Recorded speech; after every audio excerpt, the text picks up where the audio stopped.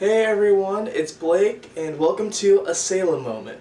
Today we're going to switch it up a little bit, and today I'm going to be having more of a conversation with Mama about a topic that has been on both of our hearts lately, and it's on gratitude. And what prompted me to draw towards this topic is actually, Mom, you wrote inspiration a couple weeks ago, and I wanted to share it real quick. And it says, what we become ungrateful for, someone else is praying for. That's such a powerful statement because it really prompted me to think, like, okay, what are we grateful for? We have a house, we have a job we can go to or work from home, we've got a dog, we have the money to go buy new clothes, we can go out to eat. Or we could just get the time to spend together. And it also got me thinking of, there's people that long for what we have. There's people who, we just celebrated Memorial Day. There's people who they didn't get to spend time with their family. For them, it was a, sad day. They're thinking in remembrance of the loved one that they lost and spending maybe the day alone. And sometimes we just take even the smallest things in life for granted.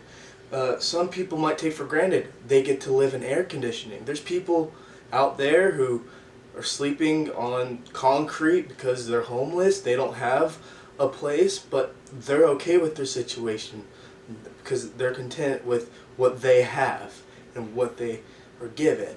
And so I just wanted to really just have a conversation on, what drew you to write that, and what are you grateful for? I think for me, many times it's just having conversations with people. You can find me in any drugstore or any grocery store, and I love talking to people. I'll stop and I'll just talk to them because I'm really interested in what they think, how they feel, or just saying hi, or if they're not smiling, So I think, in having a conversation, it just reminded me how, what someone else may ask you to pray with them for is maybe something you either want to overcome or something that you already have. And so, I met someone who was in need of a car, and they didn't care what kind of car it was. They just wanted a car. And, things like that just have me thinking, like, we sometimes are so ungrateful for what we already have.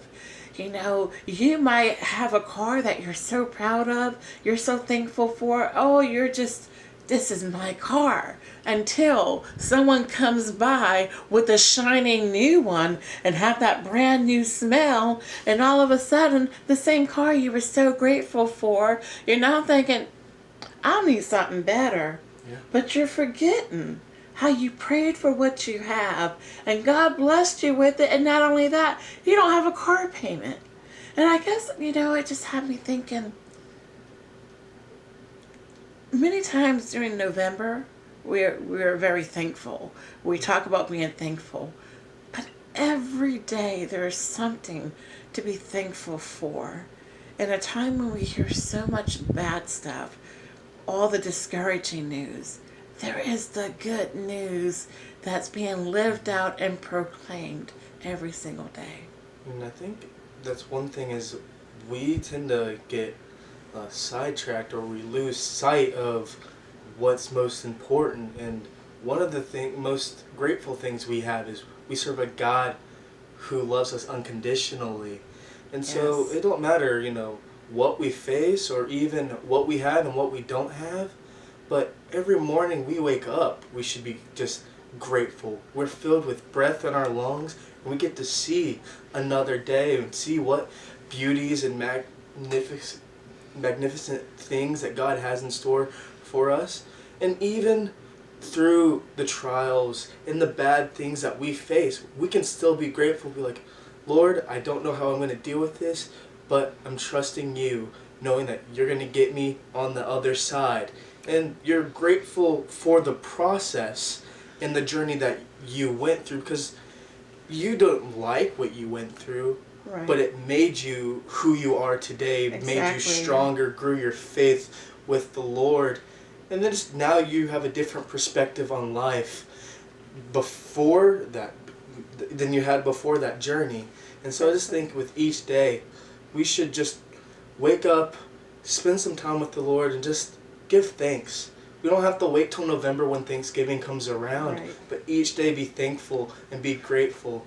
One, that you're just alive, and just even grateful for the people that are in your lives, because they all play a special part. Yes. And it's like sometimes we don't even take time to really be like, you know what, I'm just thankful that you're in my life, or thank you for pouring into my life, being there. You know, just a simple thank you might make someone's day. Exactly. So we got to be more mindful and more intentional with each day that we have. And like you said, the people around us, and letting them know how important they are to our lives.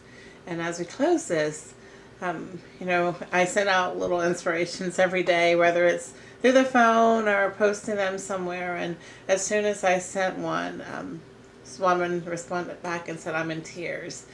You just reminded me." And it wasn't anything I wrote, it was a scripture that got from my heart.